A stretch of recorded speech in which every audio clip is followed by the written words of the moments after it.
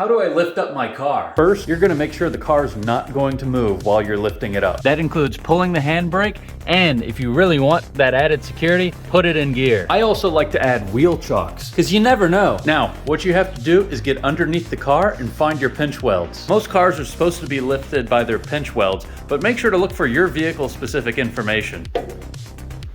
And once you're under the car, you can find a pinch weld typically towards the front quarter of the car. This one's a little busted up, but you can see the indents for the jacking point. Next, you're gonna carefully guide your floor jack underneath that point, trying your best to line everything up. Now, in some cases, you'll need to put a piece of wood or maybe a foam pad or something in between the jack and the car just to make sure that you don't cause any excess damage. But in this thing, I think the damage is already done. And for the love of God, do not put it on your oil pan. You will shatter it.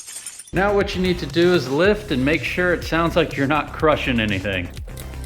And make sure to watch to see if the car's moving weird too. You don't want it to roll back on you while you're doing this.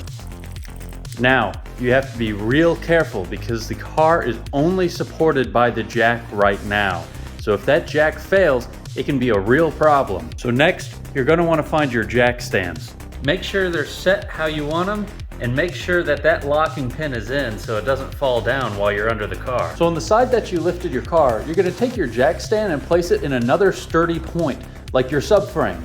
Make sure to check this with your manufacturer though. And while the car is just supported by the jack, don't put anything under the car that you aren't willing to lose. So just don't put your head underneath it while you're putting that jack stand under.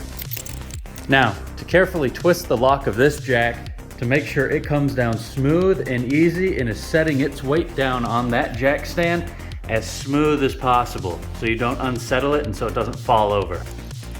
And now we can see that this jack stand is firmly planted on my subframe. Beautiful. Now we can repeat this for the other side of the car.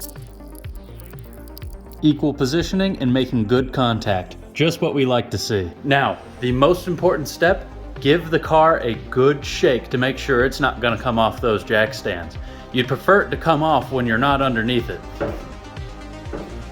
You really want to put some force behind it too. And as a good rule of thumb, you want to make sure that you leave your jack almost touching but fully locked on the side that you'll be working on. It's just a bit of added security. And on top of that, if you have a spare tire, you can put that underneath the car as well on the side you're working on, just to make sure that if it does fall, it's probably not gonna crush you and it'll crush the tire instead. So now you don't have to ask,